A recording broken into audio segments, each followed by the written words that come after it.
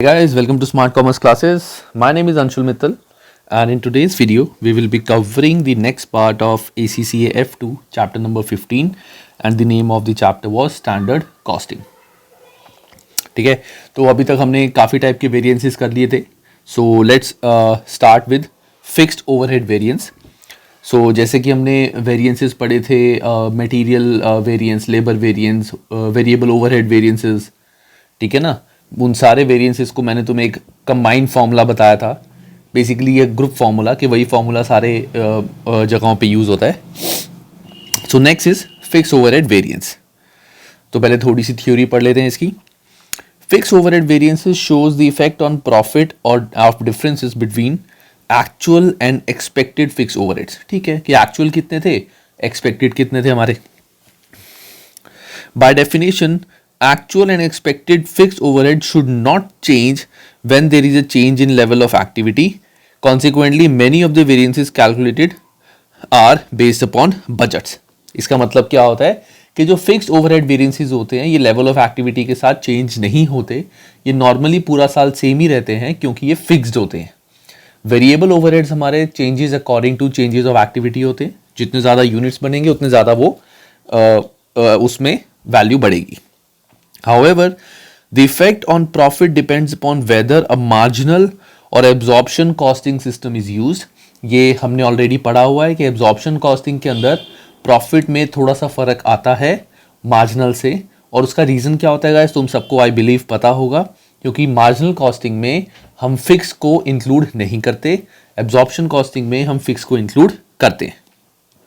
These are fixed overhead variance. Basically those are related to production, non-productive नहीं productive. तो fix overhead variances in a marginal system, तो simple इसका practical देखते हैं.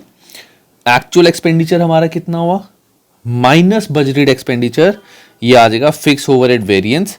अगर ये वैल्यू पॉजिटिव है, मतलब एक्चुअल ज़्यादा हुआ है, बजटेड कम था, तो ये हमारा नेगेटिव. इसका बेसिकली फॉर्मूला तुम चाहो तो उल्टा कर सकते हो, standard minus actual, that would be better. ये मत करो, डू इट लाइक जो हमने अभी तक करा है, स्टैंडर्ड माइनस एक्चुअल, जो हमने सारी कॉस्ट में करा है.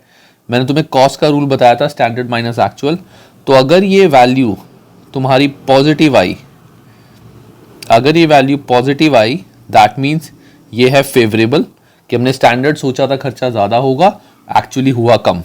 और अगर ये नेगेटिव ही आई तो यानी एडवर्स सिचुएशन है, कि हमने सोचा था हमारा खर्चा होगा इतना लेकिन हो गया ज़्यादा. Simple. Fixed overhead variances in an absorption system. In absorption costing, fixed overheads are related to cost units by using absorption rates. This means that calculation of fixed overhead variance in an absorption costing system can relate to both change in expenditure and change in production level volume. क्योंकि fixed overhead marginal के अंदर तो हम marginal costing system के अंदर तो हम fixed overheads को include करते ही नहीं है. तो total fixed overhead कितने थे, आगे जाके कितने हुए. लेकिन जब हम एब्जॉर्प्शन कॉस्टिंग सिस्टम यूज करते हैं तो वहां पे हम फिक्स ओवरहेड्स को कॉस्ट यूनिट्स में बाइफरकेट कर देते हैं, एब्जॉर्ब कर लेते ना उसको. तो अगर हम एब्जॉर्ब कर लेते थे तो यहां पे हमारा पर यूनिट कॉस्ट आ जाती थी. तो यहां पे जो हम एब्जॉर्प्शन पे हम वैल्यू निकालेंगे फिक्स ओवरहेड वेरिएंस की, that will be on the basis of per unit, कि पर यूनिट हमने कितना सोचा था एक्सपेंडिचर और पर यूनिट कितना हुआ. और जहां पे यूनिट्स आ जाते हैं वहां पे दो चीजें आ जाएंगी, एक्सपेंडिचर वेरिएंस और वॉल्यूम वेरिएंस. यानी ये होता है एक तरह से प्राइस और ये होता है यूनिट्स. ठीक है ना, सिंपल. आगे, a fix overhead total variance. In absorption costing system, the fix overhead total variance measures the effect of profit of being there a difference between actual cost incurred and the amount absorbed on the basis of budgeted cost activity. This means that fixed overhead variance, इसका ना actually उन्होंने कोई formula नहीं लिखा हुआ इस part का, और ये भी उन्होंने ठीक से नहीं लिखा हुआ. I'll do one thing, मैं ना अब इसका क्वेश्चन करके तुम्हें ठीक से समझाऊंगा कि इनके फॉर्मूलेस क्या हैं. इन्होंने तो बस एक्चुअल माइनस बजट, हर जगह ये लिखा हुआ है actual minus budget, so this is not a good rate. ये मैं तुम्हें बताऊंगा कैसे करना है। वॉल्यूम वेरिएंस मैं फिर भी बता देता हूं। वॉल्यूम यानी यूनिट्स, याद है यूएस, यूएस, यूएस मतलब स्टैंडर्ड, तो यूनिट को हमेशा हम स्टैंडर्ड रेट से मल्टीप्लाई करेंगे। तो fix overhead volume variance is the difference between budgeted overhead expenditure and the amount of overhead that was absorbed by actual production. अब इसमें एक टर्म है FOAR, that means fixed overhead absorption rate, fixed overhead absorption rate. अब इसका formula है units, अगर units के according है तो actual units, actual minus standard. मैं इसका क्वेश्चन से कराता हूँ गाइस, ये ना इन्होंने काफ़ी कंफ्यूजिंग फॉर्मूलेस बनाए हुए हैं। I tried looking at these formulas but मुझे खुद नहीं समझ आए, तो सिंपल हमें आंसर निकालना है, मैं इसका थोड़ा अलग तरीके से फॉर्मूला बनाता हूँ। सो लेट्स डू दिस इलस्ट्रेशन। या गाइस, सो बेसिकली इसमें तुम्हें मैं 2-3 चीज़ें बता देता हूँ। तो सबसे पहले हम देखते हैं इसमें क्वेश्चन में हमें कौन कौन सी चीज़ें निकालनी है। Fixed overhead absorption rate per unit. So अब यहाँ पे लिखा हुआ है fixed overhead absorption rate per unit, यहाँ पे एक्चुअल वर्ड नहीं यूज हुआ, एक्चुअल नहीं यूज हुआ, दैट मीन्स हमें निकालना है standard. As actual is not return we will use standard, तो standard fixed overhead absorption rate is 22960 divided by 6560. So let me just calculate it. 22960 divided by 6560. So that is 3.5. So fixed overhead absorption rate per unit is 3.5. Fixed overhead expenditure variance for marginal costing. Guys, expenditure variance for marginal costing. Expenditure variance is a kind of normal variance. एक second guys. So fix overhead expenditure variance for marginal costing, guys, expenditure variance is like a normal variance, that is standard minus actual. हमें सिर्फ देखना है standard minus actual और कुछ नहीं करना fix overhead के रेट में। तो standard minus actual 22960 minus 24200, so that is 1240, ये मेरा नेगेटिव आ रहा है, that means adverse. सिंपल, जब भी फिक्स्ड ओवरहेड एक्सपेंडिचर वेरिएंस हो तो इसका सिंपल फॉर्मूला है स्टैंडर्ड माइनस एक्चुअल। पॉजिटिव आ रहा है तो फेवरेबल, नेगेटिव आ रहा है तो एडवर्स। इसमें कोई हमारी कैलकुलेशन नहीं है, वो सिर्फ वॉल्यूम वेरिएंस में होती है कैलकुलेशन, हमारी एक्सपेंडिचर वेरिएंस में कोई कैलकुलेशन नहीं होती। ठीक है, तो दिस इज लाइक जो भी एक्चुअल खर्चा है माइनस स्टैंडर्ड या standard minus actual. Fixed overhead expenditure variance for absorption costing. Absorption costing में भी गाइस ये एग्जैक्टली सेम होता है, मार्जिनल हो चाहे एब्जॉर्प्शन हो, दोनों में एक्सपेंडिचर बिल्कुल सेम होता है। तो this is also 1240, this is adverse. ठीक है, दोनों में कैलकुलेट करने का तरीका, जो एक्सपेंडिचर वेरिएंस होता है वो बिल्कुल सेम होता है। Fixed overhead volume variance for marginal costing, ये मार्जिनल कॉस्टिंग में वॉल्यूम वेरिएंस नहीं होता। Reason, logic reason, fixed overhead में सिंपल सी बात है, हमारे वॉल्यूम जो मर्जी हो फिक्स्ड ओवरहेड टोटलिटी में सेम रहेंगे। पहले भी अगर हमारा फिक्स्ड ओवरहेड, एक सेकंड गाइस, पहले भी अगर हमारा टोटल फिक्स्ड ओवरहेड 10,000 था तो अब भी 10,000 ही होगा, चाहे वॉल्यूम जितनी मर्जी हो। तो वॉल्यूम के बढ़ने की वजह से फिक्स्ड ओवरहेड में कोई चेंज नहीं होता मार्जिनल के कॉस्टिंग में। रीजन, मार्जिनल कॉस्टिंग के अंदर हम इसको फिक्स ओवरहेड्स को इंक्लूड ही नहीं करते। मार्जिनल कॉस्टिंग के अंदर हम फिक्स ओवरहेड को इंक्लूड ही नहीं करते, दैट्स व्हाई मार्जिनल कॉस्टिंग के अंदर वॉल्यूम वेरिएंस होता ही नहीं है। अब आता है fixed overhead volume variance for absorption costing. इसका तरीका हमें पता ही है, हमें क्या निकालना है, वॉल्यूम वेरिएंस, वॉल्यूम यानी यूनिट्स, तो standard units minus actual units into volume variance यानी यूनिट्स यानी यूएस। याद है यूएस का, यूएस प्रेसिडेंट का पीए, तो यूएस मतलब स्टैंडर्ड कॉस्ट। स्टैंडर्ड कॉस्ट हमारी कितनी है, 3.5। तो स्टैंडर्ड हमारे यूनिट्स थे 6560 माइनस एक्चुअल हमारे हैं 6460 इंटू 3.5। तो 6560 माइनस 6460 इंटू 3.5, एक second guys, 6560 minus 6460 into 3.5,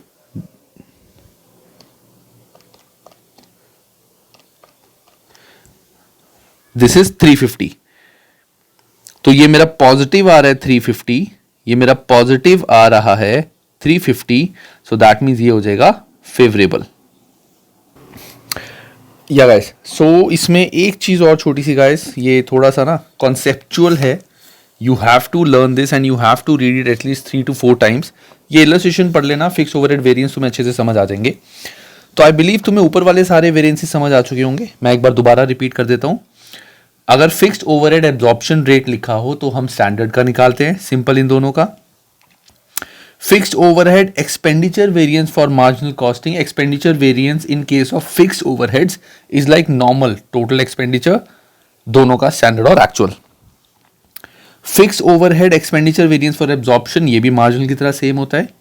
volume variance marginal के केस में नहीं होता, वॉल्यूम वेरिएंस एब्जॉर्प्शन के केस में होता है। सेम फॉर्मूला जो हमने पहले पढ़ा था, बट यहां पे इसकी कैलकुलेशन स्टैंडर्ड की जगह एक्चुअल माइनस स्टैंडर्ड होगी, स्टैंडर्ड की जगह एक्चुअल माइनस स्टैंडर्ड होगी। That means 6460 minus 6560 into 3.5, this will be actual minus standard. तो ये जो मेरा आंसर आ जाएगा 350, this will also be adverse negative. Why मैंने ये चीज बोली है, रीजन बीइंग, इन्होंने जो कॉन्सेप्ट लगाया वो क्या लगाया है, टोटल यूनिट्स जो हमने बनाने थे वो बनाने थे एज पर स्टैंडर्ड इतने, और टोटल यूनिट्स जो हमने बनाए वो बनाए इतने। दैट मीन्स हमने कम यूनिट्स बनाए। अगर यूनिट्स कम बनाए हैं सो दिस इज नेगेटिव। हमने सोचा था इतने खर्चे में हम ज्यादा यूनिट्स बनाएंगे और एक्चुअली हमने ज्यादा खर्चे में कम यूनिट्स बनाए, सो this is adverse situation, not a positive situation. तो फिक्स के केस में हम इसको सेल्स की तरह मानेंगे, फिक्स ओवरहेड वेरिएंस को हम सेल्स की तरह मानेंगे। That means actual minus standard, positive आया तो फेवरेबल, नेगेटिव आया तो हमारा एडवर्स। तो यहां पे नेगेटिव आ रहा है, सो ये एडवर्स हो जाएगा। ठीक है, उसके बाद आते हैं फिक्स्ड ओवरहेड टोटल वेरिएंस। अब टोटल वेरिएंस का मतलब होता है, total variance means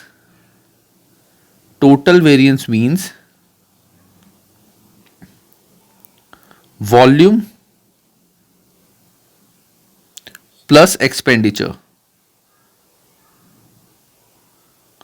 total variance means volume plus expenditure. तो हमें मार्जिनल का निकालना है, तो मार्जिनल का वॉल्यूम वाज 1240 एडवर्स, मार्जिनल का एक्सपेंडिचर वेरिएंस वाज 1240 एडवर्स।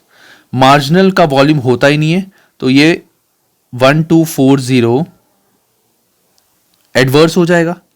और fixed overhead total variance for absorption costing, absorption के लिए एक्सपेंडिचर वेरिएंस हो जाएगा एब्जॉर्प्शन में 1240 negative, plus volume variance absorption में निकलता है, सो 350।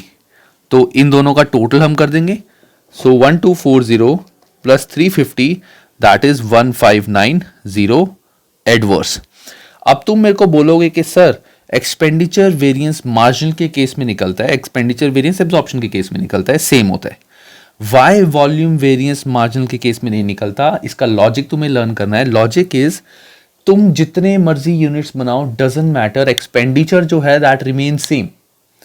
तो और मार्जिनल के केस में तो वैसे भी हम फिक्स ओवरहेड को पर यूनिट बाइफरकेट करते ही नहीं है, एब्जॉर्ब करते ही नहीं है। तो जब एब्जॉर्ब ही नहीं करते, तुम चाहे जितने मर्जी यूनिट्स बना लो, फिक्स ओवरहेड तो सेम रहेंगे। अगर मैं 200 यूनिट्स बना रहा हूं, या मैं 400 यूनिट बना रहा हूं, या मैं 800 यूनिट बना रहा हूं, फिक्स ओवरहेड की वैल्यू तो हर जगह सेम रहेगी मार्जिनल कॉस्टिंग में, क्योंकि जो कंट्रीब्यूशन हम निकालते हैं उस कंट्रीब्यूशन के अंदर फिक्स्ड ओवरहेड तो आता ही नहीं है कुछ भी, तो ये सेम रहेगा, तो ये वेरिएंस कभी आएगा ही नहीं। एब्जॉर्प्शन कॉस्टिंग में इसका डिफरेंस आएगा, क्योंकि एब्जॉर्प्शन कॉस्टिंग में हम ये खर्चा एब्जॉर्ब करके ऊपर ही लिख देते हैं और फिर हम कंट्रीब्यूशन की जगह प्रॉफिट निकालते हैं, sales minus all expenditure. That's why volume variance हमारा एब्जॉर्प्शन के अंदर आता है, मार्जिनल में नहीं आता। ठीक है, तो मैं यहां पे छोटा सा एक वो बना रहा हूं, तुम वो लिख लेना कॉपी में, बुक में छोटी सी जगह पे लिख लो, this is important.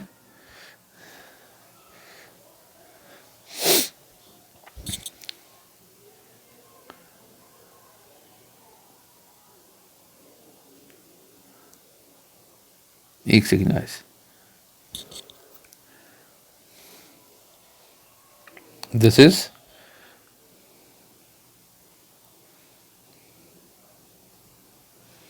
Fixed overhead variance. इसका मैं छोटा सा तुम्हें एक चार्ट बना रहा हूं। ये दो टाइप के होते हैं in case of absorption costing, in case of marginal costing. Absorption and marginal. Absorption में हमारे दो होते हैं, एक होता है एक्सपेंडिचर, एक होता है वॉल्यूम। मार्जिनल में हमारा एक ही होता है, दैट इज एक्सपेंडिचर। इसके अंदर वॉल्यूम होता ही नहीं। मार्जिनल में सिर्फ एक ही होता है एक्सपेंडिचर, वॉल्यूम होता ही नहीं। और total expenditure, total variance, this is total variance. और यहां पे ये सेम हो जाएगा, same will be total variance. तो तुम ये कॉपी में बना लो कहीं पे छोटा सा। फिक्स ओवरहेड वेरिएंस एब्जॉर्प्शन होता है, मार्जिनल। एब्जॉर्प्शन के केस में एक्सपेंडिचर भी निकलता है, वॉल्यूम भी निकलता है।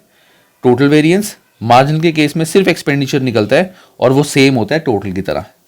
एक्सपेंडिचर का जो फॉर्मूला होता है, ये भी लिख लेना।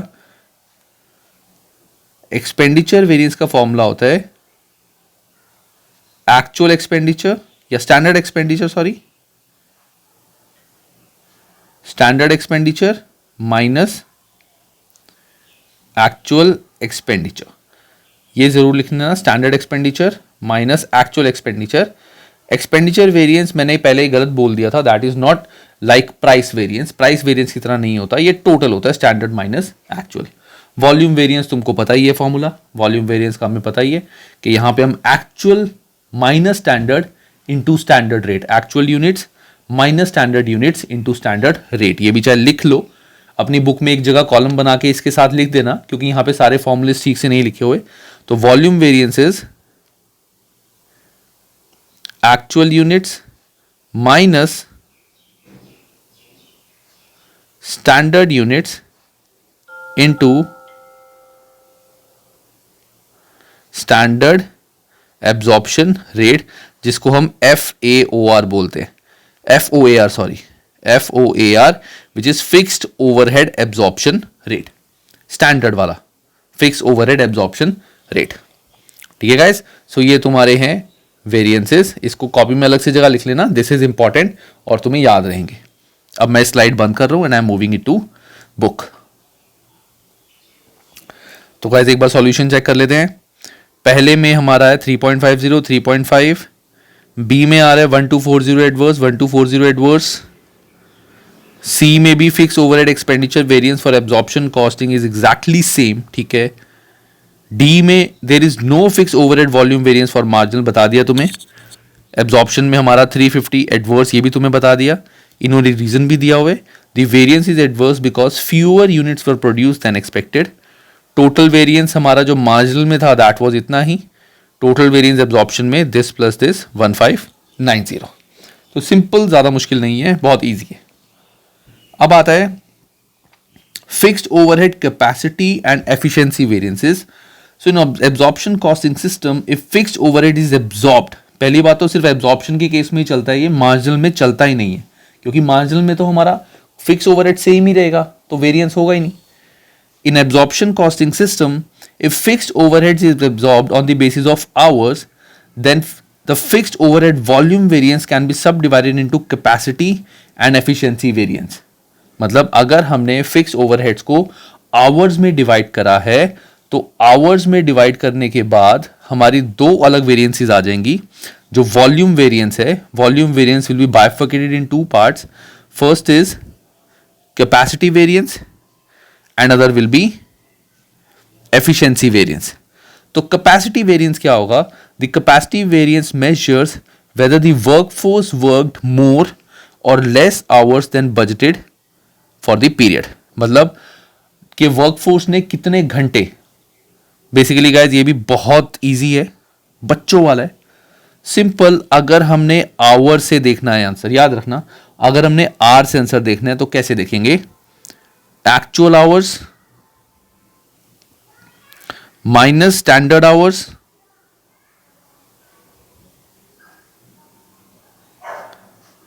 into standard FOAR per hour. देखो हमें आवर यानी एक तरह से यूनिट्स ही हो गए, तो यूनिट्स यूएस मतलब स्टैंडर्ड. तो जब हम यूनिट्स का वेरिएंस निकालते हैं तो हम स्टैंडर्ड से मल्टीप्लाई करेंगे. तो अगर हमने आवर्स का वेरिएंस निकालना है तो actual hours minus standard hours into एक सेकंड गाइस, यहां भी ना उल्टा आएगा हिसाब. This is actual minus standard नहीं होगा. If actual capacity is greater than budget, there is a favorable position. Actual hours, if actual capacity is greater than budgeted capacity, there is a favorable situation. ये तो ठीक है, but capacity variance तो अलग होता है. ये capacity variance ठीक है, यही है guys. I just need to cross check everything. तो actual hours minus standard hours into standard FAOR. अगर पॉजिटिव आया तो ये है फेवरेबल, अगर नेगेटिव आया तो एडवर्स. ठीक है, पॉजिटिव आया तो फेवरेबल, नेगेटिव आया तो एडवर्स. फिक्स्ड ओवरहेड में जैसा कि मैंने बताया था उल्टा हिसाब होता है. Actual hours minus standard hours into standard fix overhead absorption rate per hour. यहां पर आवर से मल्टीप्लाई करेंगे. इधर जो हमने निकाला था दैट वाज पर यूनिट. तो अगर हमें आवर्स भी यहां पे दिए होते तो आवर्स का अलग निकालते, हम यूनिट्स का अलग निकालते. ठीक है, उसके बाद आता है इफ एक्चुअल कैपेसिटी, अच्छा कैपेसिटी हो गया. If efficiency variance is whether more, अच्छा standard hours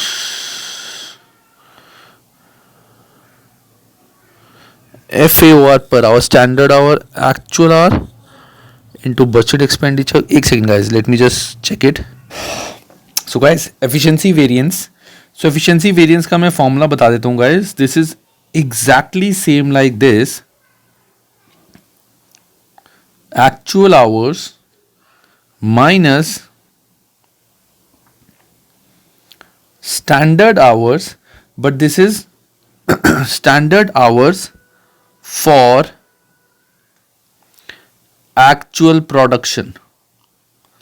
standard hours for actual production है ये, कि हमें देखना पड़ेगा कि पर आवर हमारा स्टैंडर्ड क्या है. जितने यूनिट्स हमने एक्चुअली बनाए हैं उन यूनिट्स के लिए स्टैंडर्ड कितना था इनटू एक्चुअल, और यहां पे भी हमारा रहेगा स्टैंडर्ड FOAR पर यूनिट. तो एक्चुअल आवर इसमें आएगा standard hours for standard production, यहां पे आएगा standard hours for standard production. तो सिंपल जब कैपेसिटी वेरिएंस होती है तो standard hours for standard production, और अगर एफिशिएंसी वेरिएंस होता है तो standard hours for actual production. ठीक है, कैपेसिटी में standard hours into standard hours for standard production. I will just right it down for standard production, और यहां पे आता है standard hours for actual production. The answer इसमें थोड़ा सा डिफरेंट आ जाएगा बस, और कुछ नहीं है. This is exactly the same, सिर्फ यहां पे एक्चुअल है और यहां पे स्टैंडर्ड है. तो थोड़े बहुत फॉर्मुलेज हैं इस चैप्टर में, मैंने जैसा पहले बताया था. तुम्हें सारे फॉर्मुलेज एक जगह लिख के कंसोलिडेट करके अच्छे से लर्न करने हैं, तभी ये याद होंगे.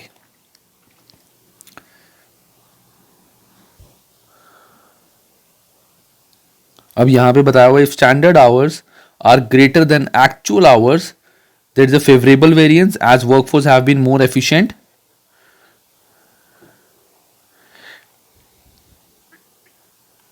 अच्छा, just one second guys, let me just check it. इसमें कुछ गड़बड़ लग रही है मुझे. Let's do this illustration guys. यहाँ से काफ़ी सारी चीज़ें और ज़्यादा क्लियर होंगी. इसमें ये चैप्टर इन्होंने बहुत ही ज़्यादा weird तरीके से कराया हुआ. It could have been done in a very easy way. और मैं बुक से ही कराता हूँ नॉर्मली, क्योंकि बुक से कराने का फ़ायदा ये है कि at the time of revision you can correlate. So let's do this illustration करके हमारा आंसर इजी हो जाएगा, तुम्हें समझ भी आ जाएगा. सबसे पहले हमें निकालना है यहाँ पे fixed overhead absorption rate per hour, absorption rate per hour निकालना है. तो टोटल एक्सपेंडिचर इतना था, टोटल आवर्स हमारे कितने लगे थे अगर हम यहाँ से देखें तो 6560 into 2 hours, that means 13120 hours लगे हमारे जो स्टैंडर्ड थे. तो स्टैंडर्ड इतने आवर्स थे, इतने यूनिट थे. तो 22960 divided by 13120, that means 1 second guys, ये घूम रहा है, 1.75 per hour is my standard fixed overhead absorption rate. एक चीज जो मैंने ऊपर बताई थी कि हमेशा हम यहाँ पे स्टैंडर्ड देखते हैं, एक्चुअल नहीं देखते। अब हमें निकालना है कैपेसिटी वेरिएंस। कैपेसिटी वेरिएंस मैं तुम्हें सिंपल बताया था, that is actual hours. Actual hours हमारे कितने लगे हैं, 12600 minus standard hours 13120 into standard rate 1.75। Standard क्यों, this is kind of units. अगर आर्स हैं, आर्स एक तरह से ये भी यूनिट्स में हो जाएगा, तो यूएस यानी स्टैंडर्ड प्राइस। तो 12600 minus 13120 into 1.75, so that will be 910. This is negative यानी adverse, negative यानी adverse. Now come efficiency variance. अब efficiency variance कैसे निकालेंगे, मैंने बताया था efficiency variance में हम देखेंगे standard hours for actual unit. अब standard hour लगता थे 2, actual units हमने बनाया 6460, तो 6460 into 2, दैट मीन्स 12920। अब यहां पे लॉजिक देखो, अब यहां थोड़ा फॉर्मूला सेम है, लॉजिक अलग है। एक्चुअली इतने यूनिट्स बनाने में इतना टाइम लगना चाहिए था, इतने यूनिट्स बनाने में इतना टाइम लगना चाहिए था स्टैंडर्ड, और हमारा टाइम लगा है कम। एक्चुअली इतने यूनिट्स बनाने में इतना टाइम लगना चाहिए था, हमारा टाइम लगा है कम, so this should be favourable situation for us. इतने यूनिट्स बनाने में स्टैंडर्ड इतना टाइम लगता है, तो इतने घंटे लगने चाहिए थे, एक्चुअली हमारा टाइम लगा है इतना, सो this is like a favourable position. So can I से, अब यहां पे मैं उल्टा कर दूंगा, 1 standard minus actual, formula remains the same. मैंने बताया था फर्क क्या हो जाएगा, standard into standard for actual production, तो 12920 minus 12600 into 1.75, so this is, अच्छा एक second guys, 12920 minus 12600, this is 560, ये है फेवरेबल। अब गाइस एक चीज मैं तुम्हें बता देता हूं, मैं ना तुम्हारे लिए जब सारे फॉर्मूलेस कंपाइल करूंगा, मैं वो फॉर्मूलेस कंपाइल करके ग्रुप में भी डाल दूंगा। जो फॉर्मूले वाला मेरा जो वीडियो होगी, उस वीडियो में मैं तुम्हारे को एक पीडीएफ भी दे दूंगा, which you can take a print out and keep it with you, जिसमें सारे फॉर्मूलेस होंगे, कोई इसमें थ्योरी नहीं होगी, सिंपल फॉर्मूले सारे, और फेवरेबल कब होंगे, एडवर्स कब होंगे, वो मैं सारा बता दूंगा। तो वहां तुम्हें ये फॉर्मूले सारे काम कर जाएंगे। अभी के लिए समझने के लिए यू हैव टू अंडरस्टैंड कि यहां पे कुछ हमें लॉजिक्स देखने पड़ेंगे। फिक्स्ड ओवरहेड कैपेसिटी वेरिएंस बिल्कुल सेम है जैसा हम निकालते हैं। अगर एफिशिएंसी वेरिएंस निकालना है, यहां पे हम स्टैंडर्ड माइनस एक्चुअल करेंगे, पॉजिटिव आया तो गेन, नेगेटिव आया तो adverse. Logic simply, actually product को बनाने में इतना टाइम लगना चाहिए था, लगा कम, तो ये हमारा फेवरेबल सिचुएशन होगी लॉजिकली। अब निकालना है फिक्स्ड ओवरहेड वॉल्यूम वेरिएंस। अब वॉल्यूम वेरिएंस मतलब एक तरह से इन दोनों का टोटल, तो 560 minus 910, that means 350 adverse, 350 adverse आ गया। अब वॉल्यूम वेरिएंस निकालने का एक और तरीका था जिसे हम क्रॉस चेक कर सकते हैं, वो जो ऊपर हमने पढ़ा था। वॉल्यूम वेरिएंस मतलब स्टैंडर्ड यूनिट्स कितने थे, 6560, नहीं sorry, actual units 6460 minus standard unit 6560 into जो हमारा स्टैंडर्ड रेट था, दैट वाज, स्टैंडर्ड रेट हम निकाल लेते हैं यहां से per unit, 22960 divided by 6560, that is 3.5। बिल्कुल पुराने क्वेश्चन की तरह, क्वेश्चन भी सेम ही है, तो दिस विल बी 350 नेगेटिव, तो ये भी हमारा आ जाएगा 350 नेगेटिव एडवर्स। सो दोनों तरीके से, चाहे हम यूनिट्स के अकॉर्डिंग निकाल दें, चाहे इन दोनों वेरिएंस का टोटल कर दें, which is volume variance, answer will be the same. ठीक है, तो मैं सिंपल ये लॉजिक यूज करना है, ये कैलकुलेशन है और कुछ भी नहीं है। अगर हमारी कैपेसिटी वेरिएंस है तो हम आर्स के अकॉर्डिंग जैसे नॉर्मल निकालते थे वो निकालेंगे। अगर एफिशिएंसी वेरिएंस है तो standard hours for actual production अलग हो जाएगा, रेस्ट रिमेन्स द सेम, और वॉल्यूम वेरिएंस चाहो तो यहां से भी निकाल सकते हो, चाहो ऐसे भी कर सकते हो, ठीक है, सिंपल। अब बढ़ते हैं आगे। देखो इन्होंने भी यही निकाला हुआ है, सॉल्यूशन अपनी बुक में से देख लेना, this is exactly the same जैसा मैंने करा है। इन्होंने जो ये चीज करी है इसका कोई फायदा नहीं है, आई वुड से इसको छोड़ दो, जस्ट लीव दिस पार्ट, तुम अपना सिंपल आंसर निकालो जैसा हमने ऊपर करा है, इसको तुम्हें नहीं देखना, डोंट लीव दिस। एक चीज को करने के बहुत तरीके होते हैं, हमें एक तरीका पता है, हम सीधा वो यूज करेंगे, इसमें टाइम वेस्ट मत करना। बहुत बच्चे मुझसे कहीं पूछ ना लें कि सर ये फॉर्मूला क्या है, मैं अभी बता रहा हूँ, इसको छोड़ दो, कंफ्यूज करने के लिए है ये। वो वेरिएंस 100 टाइप के बन सकते हैं, तो हमें जिस तरीके से आता है हम तो वैसे करेंगे, ठीक है। This will be a homework, इस चैप्टर में बहुत कुछ है जो हमें करना है, तो I want to work on that part more. Next आता है फिक्स्ड ओवरहेड अंडर और over absorption. The fixed overhead total variance in an absorption costing system is the same as any under and over absorption of overheads. देख लेते हैं guys, simple. Illustration number 9, Gatting Limited produces a single product. Fixed overheads are budgeted at this. Budgeted output इतने, तो FOAR fixed overhead absorption rate is 12. 12,000 divided by 1 is 12. Actual output हमारी है इतनी, actual overheads है इतने, तो fixed overhead expenditure variance absorption के case में हमें निकालना है, इसमें और कुछ तो नहीं करना, हाँ ठीक है। एक्सपेंडिचर वेरिएंस निकालना है, simple guys, 13,000 minus 12,000, so this is 1,000 adverse. क्यों? एक्चुअली खर्चा ज्यादा हुआ है, सोचा था कम। वॉल्यूम वेरिएंस, अब हमें यहाँ पे एब्जॉर्प्शन के ही केस में निकालना है, और कुछ तो लिखा नहीं हो, तो एब्जॉर्प्शन में हमारा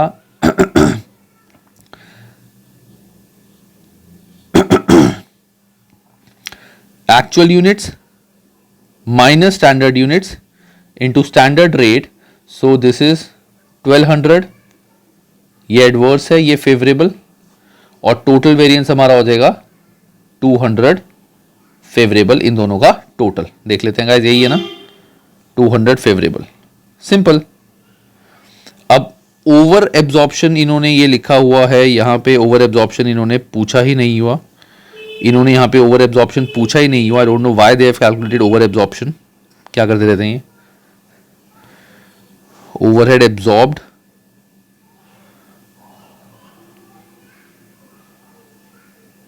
ओवरहेड इनकट। अच्छा ये गाइस, ये वो वाला है हमारा जो हमने पहले पढ़ा हुआ है ना, absorption overhead under over absorb, जो हमने ऑलरेडी पढ़ा हुआ है, ये सेम वो चीज है। कैसे? हमने बजटेड लगाया था, हमने बजटेड कितना सोचा था, 12 पर यूनिट, हमने सोचा था बजटेड ओवरहेड हमारे होंगे 12 पर यूनिट, और एक्चुअल यूनिट्स हमारे बने 1100, सो 12 इंटू 1100, दैट मीन्स हमने अपनी बुक्स में लिख दिया होगा कि टोटल एक्सपेंडिचर हमारा होगा इतना, जबकि एक्चुअली हुआ हमारा कम, तो दिस इज ओवर एब्जॉर्ब्ड। ये सेम कॉन्सेप्ट तुमने पढ़ा हुआ है पहले जब हमने एब्जॉर्प्शन ऑफ ओवरहेड्स करा था, ये सेम वही चीज है। तो हुआ मेरा खर्चा कम, मैंने लिख दिया ज्यादा, दैट मीन्स 200 मेरा हो जाएगा ओवर एब्जॉर्ब्ड। मैंने ज्यादा खर्चा अपनी बुक्स में लिख दिया जबकि हुआ था कम, तो दिस इज, इन्होंने डी लिखा नहीं है, ओवर और अंडर एब्जॉर्प्शन। तो ओवरहेड और अंडर एब्जॉर्प्शन का सिंपल तरीका ये है कि हमने सोचा था, अब इसका कोई फॉर्मूला से मत याद करना, लॉजिकली सोचना, हमने बजट, जब भी हम कोई एक्सपेंडिचर शीट बनाते हैं तो बजट के बेस पे बनाते हैं, हमें पता है कि पर यूनिट हमारा इतना खर्चा होगा और टोटल यूनिट्स बने इतने, तो हमने अपनी बुक्स में लिख दिया होगा कि टोटल खर्चा इतना होगा, जबकि एक्चुअली खर्चा हुआ हमारा कम, तो यानी हमने 200 ओवर एब्जॉर्ब कर लिए थे, सो दिस इज ओवर एब्जॉर्प्शन। ये हम ऑलरेडी कर चुके हैं, इसका इस चैप्टर से कोई लिंक नहीं है। देन आता है diagrammatic view of fixed overhead variance, इसको तुम छोड़ दो अभी के लिए, just leave this part, you will B confused a lot, बहुत ज्यादा कंफ्यूज हो जाओगे। हम सीधा अपना थ्योरी पार्ट पे आते हैं, which is important. So guys, next topic is causes of variances. So causes of variances का बेसिकली मतलब होता है कि why there is a variance, हमने जो चीज़ सोची थी एक्चुअली उससे अलग क्यों आई है और उसके बीच में क्या डिफरेंस है, and what can be the reason, causes means what are the reasons के हमारे बजटेड और एक्चुअल में डिफरेंस है। तो हम वो रीजंस पढ़ेंगे। तो सबसे पहला रीज़न होता है हमारा planning reason. So planning reason basically क्या होता है कि हमने गलत स्टैंडर्ड सेट कर दिए थे। सिंपल, प्लानिंग एरर्स का मीन्स हमने स्टैंडर्ड बनाते हुए गलत स्टैंडर्ड, इनअप्रोप्रिएट स्टैंडर्ड, बहुत ही कम या बहुत ही ज़्यादा हाई स्टैंडर्ड्स बना दिए थे। इस वजह से एक्चुअल परफॉर्मेंस और स्टैंडर्ड में फ़र्क आया है। So planning errors lead to setting up of inappropriate standards of budget. This may be due to carelessness on the part of standard setter or due to unexpected external changes. These need to be isolated and a revision of the standards considered for future budget. अब तुम सोचोगे कि sir अगर external changes होंगे, standards हमने ठीक बनाए थे बट मार्केट में कुछ चेंज आ गए तो उसमें तो हमारी गलती नहीं है, हमने तो स्टैंडर्ड ठीक बनाए थे, तो प्लानिंग एरर तो हुआ नहीं है। Guys this is definitely a planning error. क्यों? आजकल कोरोना चल रहा है, ठीक है। कोरोना कब आया था? एक तरह से देखा जाए तो इफेक्टिव कब हुआ था? मार्च में, है ना। मार्च में जाके इंडिया में लॉकडाउन वगैरह लगना स्टार्ट हुआ था। सो द पॉइंट इज, जब एक्सटर्नल चेंजेस आए तो बिजनेसेस को अपने स्टैंडर्ड भी चेंज करने पड़े, तरीके भी चेंज करने पड़े। अब पुराने स्टैंडर्ड्स के अकॉर्डिंग तो चल नहीं सकते ना, क्योंकि एक्सटर्नल फैक्टर्स चेंज हो गए। सो इसीलिए this is also kind of planning error. ये क्वेश्चन आ जाता है कि external changes are planning error. Yes, those are planning error, because अगर एक्सटर्नल चेंजेस हुए हैं तो आपको अपने प्लान्स भी चेंज करने पड़ेंगे। Next is measurement errors. अब मेजरमेंट एरर्स क्या होते हैं कि हमने जब प्रोडक्ट बनाया, सब कुछ करा, हमने बहुत सारी चीजें गलत मेजर कर ली, कैलकुलेट गलत कर ली। Measurement errors include errors caused by inaccurate completion of timesheet, job cards, inaccurate measurement of quantities issued from stores. बंदा आ रहा है, जा रहा है। अब फॉर एग्जाम्पल बंदे ने 8 घंटे काम करा है, 8 घंटे में से 3 घंटे तो उसने कुछ काम ही नहीं करा, बैठा रहा है, तो इफेक्टिव तो उसने 5 घंटे काम करा ना। हमने देखा बंदे ने एक दिन में इतने प्रोडक्ट बनाए, 8 घंटे काम करके इतने प्रोडक्ट बनाए, उसको हमने डिवाइड कर दिया कि पर आवर इतने प्रोडक्ट बन सकते हैं, बट 8 घंटे में से 3 घंटे तो उसने टाइम वेस्ट करा है। तो दैट मीन्स हमें तो एक्चुअल जो वर्किंग हुई है वो तो 5 घंटे हुई है। तो टोटल यूनिट्स जो उस इंसान ने पूरे दिन में बनाए, हम उसको डिवाइड बाय 5 करेंगे, then we will get the value कि एक्चुअल प्रोडक्शन कितनी हो सकती है पर आवर, ठीक है ना। So that is measurement errors. Third आते हैं random factors. So random factors are defined by uncontrollable, although they need careful monitoring to ensure that they are not in fact one or the other type of variance. तो random factors basically any other. This is any other जो ना planning में आता है, ना measurement में आता है, और ना ही operational में आता है। तो I think इनको operational पहले लिखना चाहिए था, random बाद में लिखना चाहिए था। Operational factors occur during the production of a product or the provision of the service. Factors could include less efficient staff being employed or material spillage. Material बहुत ज़्यादा वेस्ट हो रहा है, ठीक है, और स्टाफ जो है वो बहुत ही इनएफिशिएंट है, काम ही ठीक से नहीं करता, कुछ आता ही नहीं उसको करना। अब टोटल देखा जाए, टोटल लेबर इतनी थी, टोटल आवर्स उन्होंने इतने काम करा, हमने देखा इतने घंटे काम हुए, बट एक जो लेबर थी वो तो काम ही नहीं करती थी, वो तो बेली बैठी रहती थी पूरा दिन, उसने सारा काम गलत किया। So that is operational factor.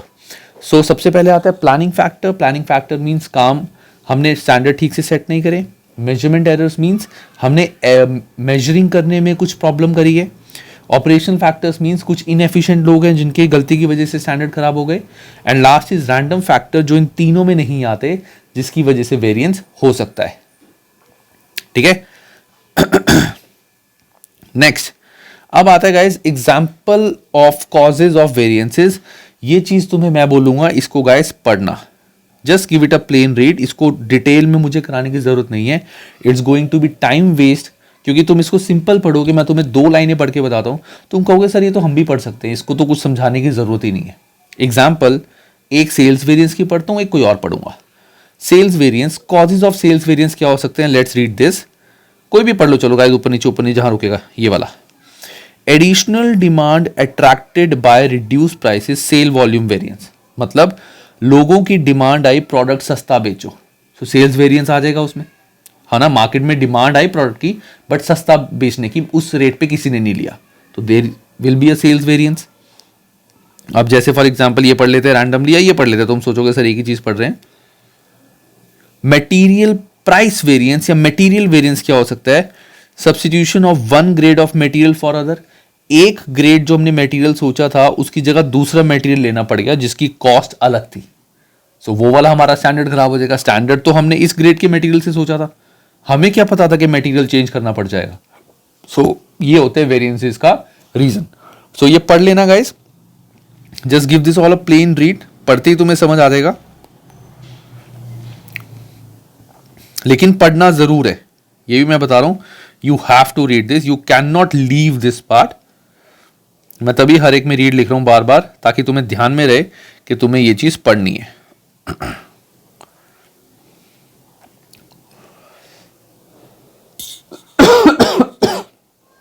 Next part is possible inter relationship between variances, कि वेरिएंसेस के बीच में इंटर रिलेशन कैसे हो सकता है। अब जैसे अगर तुम मेरे से पूछो कि सर ऐसा कैसे हो सकता है कि वेरिएंस के बीच में रिलेशन हो, अब सिंपल सा मैं तुम्हें लॉजिक बताता हूं। सोचो एक सिंपल लॉजिक, जैसे मटेरियल जो मैंने सोचा था परचेज करने का, वो मेरे को अब किसी और वेंडर से लेना पड़ेगा और मेरे को हायर कॉस्ट पड़ रही है उस मटेरियल की। ध्यान से सुनना, वेंडर जहां से मैं मटेरियल परचेज करता था वो मुझे चेंज करना पड़ा, जिसकी वजह से मेरे को मटेरियल परचेज की कॉस्ट हायर देनी पड़ी। अब अगर कॉस्ट हायर देनी पड़ी तो टोटल कॉस्ट बढ़ जाएगी, दैट मींस सेल्स वैल्यू भी बढ़ जाएगी। अब अगर सेल्स वैल्यू प्रोडक्ट की बढ़ जाएगी, हो सकता है उसकी डिमांड गिर जाए, यूनिट्स गिर जाएं उसके, और अगर यूनिट्स गिर गए तो बेसिकली हमने जो सोचा था वो नहीं होगा। सो दैट इज वाई एक चीज की वजह से दो तीन वेरिएंसेस में फर्क आ सकता है। मटेरियल की वजह से हमारा सेल्स में भी फर्क आ जाएगा, तो मटेरियल वेरिएंस भी होगा यहाँ पे और सेल्स वेरिएंस भी होगा यहाँ पे, दो वेरिएंसेस में इफेक्ट पड़ जाएगा just because of material cost increase. So यही बता रहा है possible inter relationship between variances. So cause of a particular product variance may affect other variance in a corresponding or opposite way. This is known as interrelationship between variance. Here are some examples. If supplies at of a specified material are not available, अच्छा इन्होंने मेरा example दे दिया. This may lead to favorable price variance, use of cheaper material, an adverse usage material, कि more wastage caused by cheaper material. Adverse fixed overhead volume variance because production will be delayed क्योंकि material हमारे पास नहीं था. An adverse sales volume variance because inability to meet demand due to production difficulty. Supplier जो हमें मिली नहीं तो हमें सस्ता प्रोडक्ट लगाना पड़ा, उसकी वजह से हमारा material variance तो फेवरेबल रहा। क्यों? क्योंकि material सस्ता लगा, लेकिन इसकी वजह से हमारी वेस्टेज ज़्यादा हुई, इसकी वजह से हमारे फिक्स्ड ओवरहेड ज़्यादा हुए क्योंकि प्रोडक्ट बन ही नहीं पाया उस टाइम में, इसकी वजह से हमारा सेल्स में फर्क पड़ गया क्योंकि सेल नहीं हो पाई उस पीरियड में। New improve machine become available which causes an adverse fix overhead expenditure variance, क्योंकि नई मशीन ली है तो उससे ओवरहेड, फिक्स्ड ओवरहेड जो मशीन का होता है वो बढ़ गया। But favourable wages efficiency and fixed overhead volume variance, क्योंकि प्रोडक्टिविटी ज्यादा होगी इस मशीन की वजह से। सो ये चीज है इसमें। In each of the cases, if one variance has given rise to the other, there is an argument in favor of combining the two variants and ascribing them to the common cause. In view of these possible interrelationships, care has to be taken when implementing a bonus scheme. If the business buyer is rewarded for producing a favorable price variance, this may cause trouble later as lower quality material give rise to adverse price variances. So basically guys, पता है क्या होता है, मैं तुम्हें crux बताता हूँ। As a cost person, जो कॉस्ट कार्ड्स वगैरह बनाते हैं जब तुम बनाओगे, when you will be a professional, so होगा क्या, तुम देखोगे स्टैंडर्ड, तुम देखोगे एक्चुअल, और तुम सारे वेरिएंसेस निकालोगे। You will calculate all the variances, जितने भी तुम्हारे वेरिएंसेस आए हैं, सारी वेरिएंसेस। और नॉर्मली क्या होता है गाइस, नॉर्मली जैसे in fact I'm very happy to see that ACC is a course which has included spreadsheet in their book, because spreadsheet is like Excel India में, और Microsoft Excel, it is very practical and normally वही काम होना चाहिए. बच्चों को practical knowledge बहुत ज़रूरी है देनी, and I am very happy to see कि इन्होंने स्प्रेडशीट को इसमें इंक्लूड करा है, विच इज़ इंपॉर्टेंट. तो normally as a cost card बनाने वाला पर्सन, मैंने भी कॉस्ट शीट्स बनाई है कंपनी की. तो व्हाट आई डू, मैं सारे स्टैंडर्ड यूनिट्स, आवर, ये सब वो सब कुछ लिख लेता हूँ. सारे एक्चुअल लिख लेता हूँ, डिफरेंसेस लिखता हूँ, और मैं यहाँ पे वेरिएंस लिखता हूँ. और मैं क्या करता हूँ, एक्सेल में यानी स्प्रेडशीट में इन सारे वेरिएंसेस को, जो भी मैं वेरिएंसेस और डिफरेंस निकालता हूँ, इसको मैं एक बार फॉर्मूले में लिख देता हूँ. मैंने इनका फॉर्मूला बना दिया यहां से, और सीधा सीधा ये वैल्यूज ऑटोमेटिकली कैलकुलेट हो जाती है. मैं दिखाऊंगा जब स्प्रेडशीट चैप्टर करेंगे. इनफैक्ट नॉट फ्रॉम बुक, मैं तुम्हें प्रैक्टिकल स्प्रेडशीट सामने सामने लाइव करके दिखाऊंगा. वहां से तुम्हें चैप्टर समझाऊंगा. एक तरफ I keep the book and एक तरफ दी स्प्रेडशीट. तो मैं क्या करता हूं, मैं सारे फॉर्मूलेज यहां पे लगा देता हूं कि इस प्राइस वेरिएंस का ये फॉर्मूला, इसका ये फॉर्मूला, इसका ये फॉर्मूला है. नाउ व्हाट हैपेंस इज, अब मैंने यहां पे वेरिएंसेस लिखे. जैसे ही मैंने यहां पे कोई एक वैल्यू चेंज करी, उससे एक तो नॉर्मल डिफरेंस आ जाएगा दोनों के बीच में एक्चुअल स्टैंडर्ड में, और इससे देखूंगा मैं किस किस वेरिएंस में डिफरेंस आया है, क्योंकि ऑब्वियसली ये वाली वैल्यू कहीं ना कहीं यहां पे लग रही होगी. तो इससे किस किस वेरिएंस में डिफरेंस आया है, उस चीज का बेसिकली जो एक टॉपिक हमने पढ़ा है, that is the point. So normally what happens is, as a person, as a professional, जब भी हम किसी को ये पूरी शीट बना के देते हैं, तो अगर वो बंदा हमसे पूछता है कि सर हमें बताओ नेक्स्ट ईयर के लिए हम स्टैंडर्ड क्या सेट करें, तो हम यहाँ पे देखते हैं कि किस में चेंजेस करना है, और एक चीज में चेंज करने की वजह से क्या क्या यहाँ चेंज हुआ है. बहुत चीजें हमें देखनी पड़ती हैं, वो धीरे धीरे तुम्हें पता चलेगा. But this is one of the working of a ACCA. Interesting है ना, मजेदार है ना बहुत दिस थिंग. ठीक है. अब आता है guys next, possible solution for variances. अब सॉल्यूशंस बस ये सिंपल सॉल्यूशंस हैं कि वेरिएंस ना हो, या वेरिएंसेस जो हमने स्टैंडर्ड सोचा है उतने ही रहें. Each variant should be considered in turn in any interdependence should be considered before solution. Basically वो ये बता रहा है कि अगर हमें एक सॉल्यूशन पे आना है तो हमें हर वेरिएंस को ध्यान से देखना है.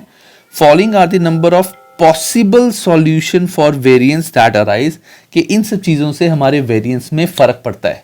बजटेड और स्टैंडर्ड में, बजटेड और एक्चुअल में हमारा वेरिएंस नहीं होगा, फर्क नहीं पड़ेगा ये सारी चीजें करने से. Reduce the sale price to be more competitive to increase volume of sales. अगर प्राइस रिड्यूस करेंगे तो वॉल्यूम बढ़ जाएगी. Offer deals buy one get one free to increase volume. Logic basically guys ये तुम्हें सेल्स बढ़ानी है. अगर जो तुमने एक्चुअली सोचा था, देखो तुमने स्टैंडर्ड सोचा था कि मुझे 1 लाख यूनिट सेल करने हैं, एक्चुअल 1,20,000 हो गए, सो ये तो वैसे ही फेवरेबल है. तो यहां तो तुम खुश हो गए, तुम तो वेरिएंस देखोगे नहीं, तुम तो कहोगे ये तो अच्छी बात है जो मैंने सोचा था.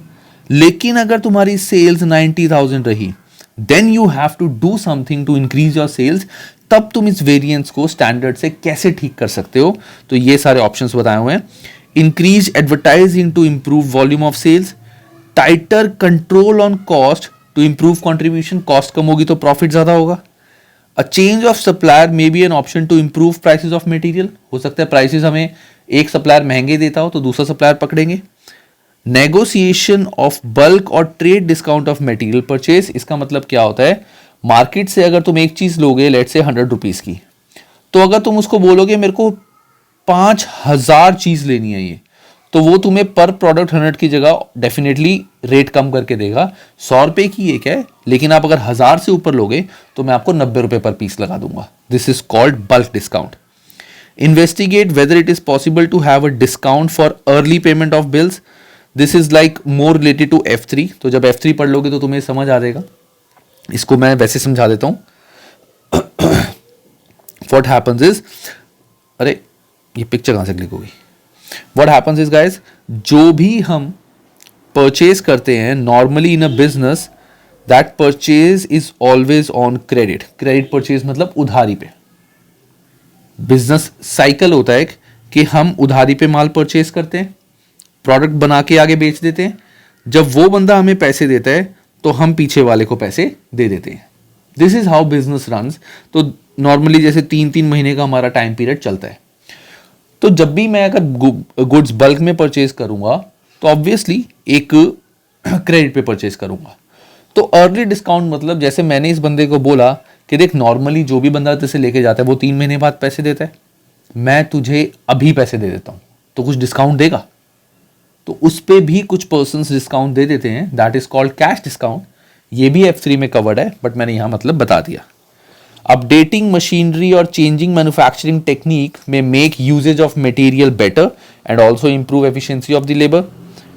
Better control over material, better supervision of staff. Guys simple read कर लेना, कुछ नहीं है इसमें खास कराने वाला, मैं अच्छे से तुम्हें सारी चीजें बता रहा हूं, ये सिर्फ पढ़ने वाला है, इसको छोड़ दो। अब सिंपल इसमें सबसे बड़ी बात, this list is not exhaustive. Exhaustive मतलब ऐसा नहीं है कि इन सब के अलावा और कोई तरीका नहीं है वेरिएंस में डिफरेंस कम करने का, बजटेड और एक्चुअल में डिफरेंस कम करने का और भी बहुत तरीके हैं बेसिकली जिससे हमें फायदा होता है, तो that is always a good method. ठीक है, अब आता है guys operating statements. Guys operating statement मैं अभी नहीं करा रहा हूं, ये प्रैक्टिकल है, मैं इस चैप्टर के प्रैक्टिकल बाद में कराऊंगा। अभी मैंने तुम्हें सारा बता दिया, ऑपरेटिंग स्टेटमेंट्स मैं अभी नहीं करा रहा हूं, ये मैं बाद में कराऊंगा because I need to cover lot of chapters. ये स्टेटमेंट तुम चाहे अभी स्किप कर दो, चाहे एक बार इसको थॉरोली पढ़ लेना।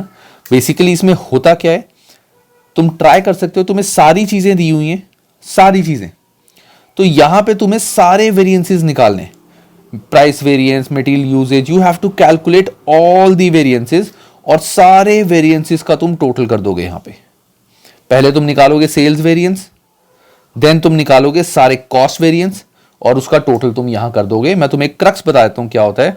देखो हमारा होता है, मैं लिख देता हूं यहां पे, एक होता है हमारा बजटेड प्रॉफिट।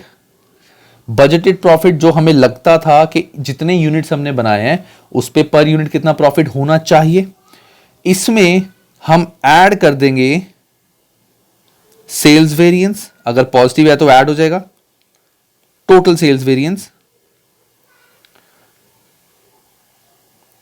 इसमें हम ऐड कर देंगे टोटल सेल्स वेरिएंस, तो sales price variance, sales volume variance, अगर पॉजिटिव आया तो ऐड कर देंगे, नेगेटिव आया तो माइनस, और माइनस कर देंगे इसमें से हम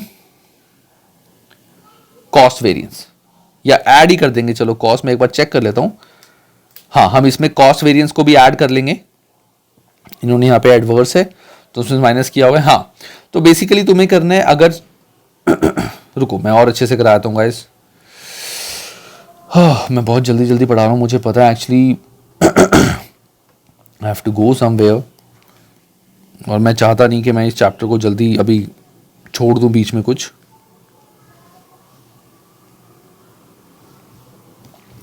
तो सबसे पहले आता है हमारा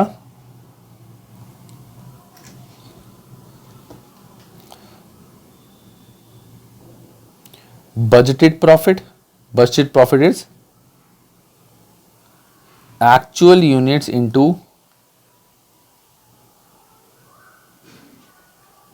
standard profit.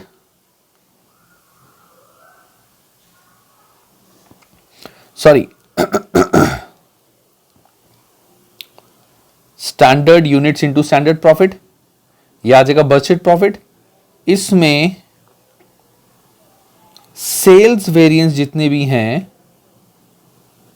अगर पॉजिटिव आया तो ऐड कर देंगे, नेगेटिव आया तो माइनस कर देंगे। सेल्स वेरिएंस पॉजिटिव आया तो ऐड कर देंगे, नेगेटिव आया तो माइनस, और कॉस्ट वेरिएंस वो भी पॉजिटिव आया तो ऐड कर देंगे, नेगेटिव आया तो माइनस कर देंगे यहां पे। So it can be positive value और कैन बी नेगेटिव वैल्यू। मैं नेगेटिव को ब्रैकेट्स में लिखता हूं, अकाउंटिंग टर्म्स में हम नेगेटिव को ब्रैकेट्स में लिखते हैं, याद रखना, ठीक है। और लास्ट में हमारा आ जाएगा ये actual profit. So this is हमारी ऑपरेटिंग शीट। बजटेड प्रॉफिट जो हमने सोचा था, सारे सेल्स वेरिएंस, सारे कॉस्ट वेरिएंस, और हमारा आ जाएगा एक्चुअल प्रॉफिट। तो ये कॉपी पे लिख लो, यहां पे पॉज कर लो वीडियो, तुमने इसको लिख लिया होगा। अब आगे बढ़ते हैं।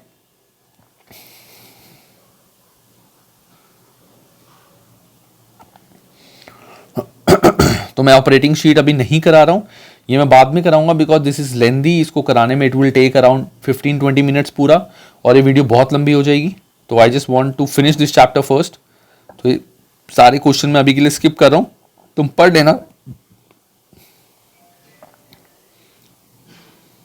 जैसे सिंपल है गाइस, देखो example, sales price variance, sales volume, सबका टोटल निकाल के बजटेड में प्लस माइनस जो भी आता है नेट वो कर लो, आंसर आ जाएगा। कुछ नहीं है, सिंपल है। आगे क्या है, आगे क्या है, आगे क्या है? Calculating actual from standard, actual और स्टैंडर्ड फ्रॉम वेरिएंस डेटा।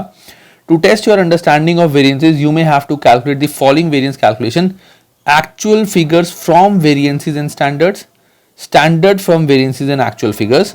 अब बेसिकली जैसे क्या है, इट्स, हम कहते थे ना एक्स की वैल्यू निकालना, तो एक फॉर्मूला हमारा है, हमें वेरिएंस दिया हुआ है, इसमें से एक चीज दी होगी, हमें दूसरी चीज निकालनी पड़ेगी। दिस इज कैलकुलेटिंग एक्चुअल और standard from variance data. Example, हमें एक्चुअल परचेज क्वांटिटी दी हुई है, standard allowance for actual production, standard price हमें दिया हुआ है, हमें मटेरियल प्राइस वेरिएंस दिया हुआ है, हमें निकालना है एक्चुअल प्राइस एज पर दी मटेरियल। अब यहां पे हमें क्या दिया हुआ है, मटेरियल प्राइस वेरिएंस, तो पर्सनल असिस्टेंट तो कॉस्ट है। एक सेकंड गाइस, ये डमरू सा घूम रहा है। तो standard price minus actual price into actual production, actual production ये मेरा फॉर्मूला होगा।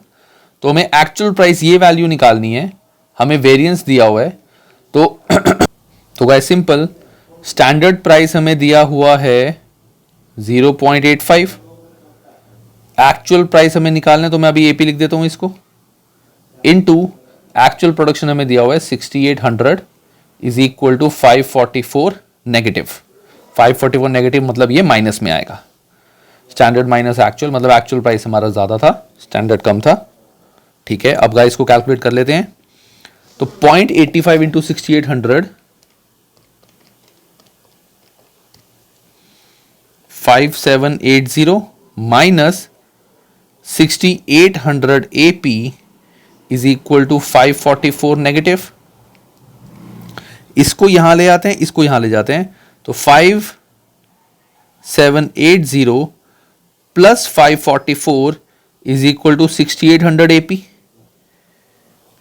तो 5780 plus 544, so this is 6324 is equal to 6800 AP। तो AP हमारा हो जाएगा 6324 डिवाइड बाय 6800, तो डिवाइड बाय 6800, तो this will B 0.93 per unit. तो $0.93 पर यूनिट मेरा आ जाएगा actual price. Let me just check, मुझे लग रहा है गलत होगा, क्यों गलत होगा, आई एम कॉन्फिडेंट ये सही आया। सिंपल तरीका गाइस, फॉर्मूला लिखो, जो चीज जहां जहां लिखी है वहां लिखो, बाकी रेस्ट कैलकुलेट कर लो। यहां से पढ़ोगे तो समझ नहीं आएगा, ये बहुत कंफ्यूजिंग है, हमें ऐसे नहीं करना, हमें सिंपल लॉजिक लगाना है। फॉर्मूला लिखो, जो चीज जहां जहां है वहां डाल दो। इलस्ट्रेशन क्वेश्चन बाद में करेंगे, सारे में बाद में कराऊंगा, ये अभी नहीं करा रहा। Reporting of variance, significance of variance, cost versus benefit और likelihood of succession of correction। ठीक है guys, last part of this chapter and this chapter will be completed. अब है reporting of variance.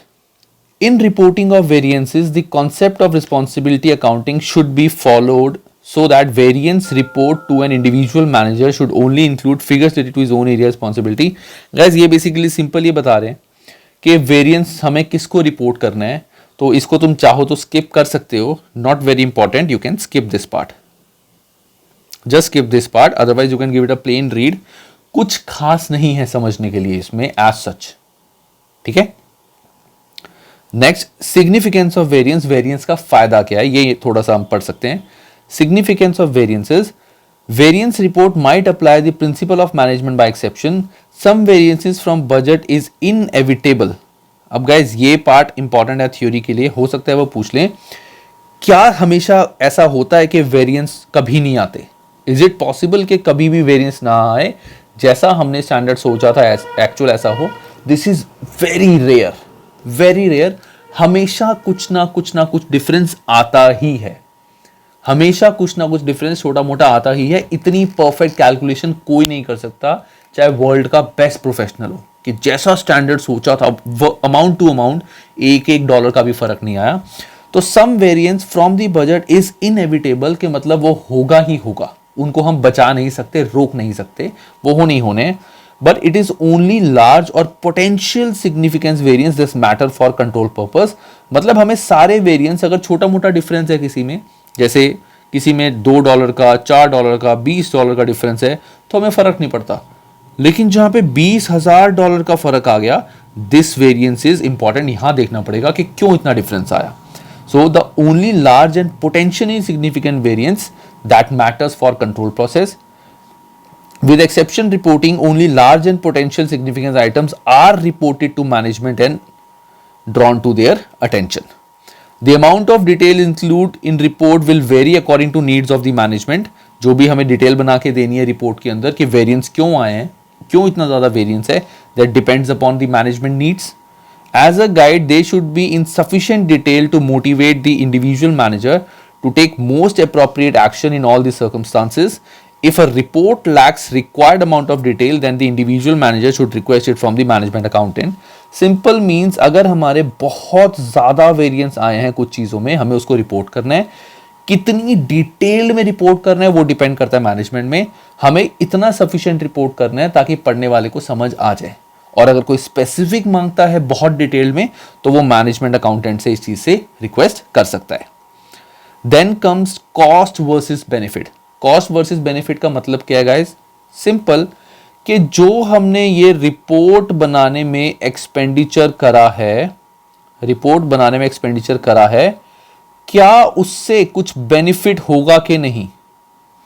Simple logic में तुमसे पूछता हूं, तुमने एक बंदे को बोल के रिपोर्ट ऑफ वेरिएंसेस बनवाई, ऑपरेटिंग स्टेटमेंट जो मैंने अभी छुड़वाया है वो तुमने बनवाया एक बंदे से, पैसे दिए उसको अच्छे खासे, लेट्स से $500 देके तुमने उससे रिपोर्ट वो शीट बनवा ली। लेकिन उसको बनवा के फायदा क्या है? तुम बोलोगे कि नेक्स्ट ईयर तो वैसी भी चीजें चेंज होने वाली हैं। अब तुम्हें पता है अगर नेक्स्ट ईयर चीज चेंज होने वाली है तो वेरिएंसेस को बनाने का फायदा क्या है? अगर वेरिएंसेस बना के तुम्हें लग रहा है कि हाँ $500 का खर्चा करके मुझे पता चल गया अच्छा ये गड़बड़ चल रही है, अगर ये गड़बड़ ना हो तो मेरे को बहुत ज्यादा बेनिफिट होगा, शायद मेरे को 20-25 हजार का बेनिफिट हो जाए। ये खर्च के तुम्हें पता चला कि बहुत तगड़ा वेरिएंस आ रहा है किसी चीज में, कुछ गड़बड़ चल रही है, तो तुमने वो गड़बड़ पकड़ ली और उसको ठीक करा, तो तुम्हारा इतना फायदा हो गया। देन वी कैन से कि हाँ जो benefit accruing from this report है इट इज गुड। लेकिन अगर तुम्हें कोई बेनिफिट ही नहीं है, तुम्हारा $2 का, $3 का, $1 का, $0.50 का डिफरेंस आ रहे हैं, वेरिएंस आ रहे हैं, टोटल जो आ रहा है वो $200 का डिफरेंस आ रहा है। तो अगर तुम ये वेरिएंस पकड़ भी लोगे, रिपोर्टिंग बनवा लोगे, रिपोर्टर तुम्हें सारी बता के दे देगा ये इस वजह से वेरिएंस तुम्हारा, तो गाइस एक बात बताओ, तुम्हें अल्टीमेट फायदा टोटल तो $200 का होगा, देने उसको $500 है तो फायदा क्या हुआ? ये तो बेनिफिट तुम्हें मिल रहा है $200 का, पैसे तुम दे रहे हो $500, तो उसका कोई फायदा नहीं है। This is cost versus benefit. पढ़ लेना इसको, not as such required. Likelihood of successful correction. Measures to correct a variance might not be successful. The likelihood of control action have the desired effect, therefore can be taken into considered as well. छोड़ दो छोटा topic, and this chapter is over. It was a big chapter, but मैंने इसको करा दिया। अब मुझे तुम्हें इस चैप्टर में 2 चीजें करके देनी है, मैं लिख लेता हूं यहाँ पे ताकि मुझे याद रहे, तुम भी मुझे याद कराते रहना। एक मुझे तुम्हें देना है all formulas at one place, सारे फॉर्मूले मेरे को लिख के देने, और बी मैंने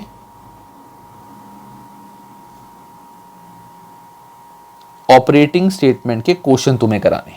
ठीक है, तुम हो सकता है सोचोगे सर ने ये क्यों नहीं कराया आज ऑपरेटिंग स्टेटमेंट के क्वेश्चंस या फॉर्मूलेज तो चलो मैं करा ही दूंगा अभी, एक दो जितनी जल्दी हो सकता है कर दूंगा।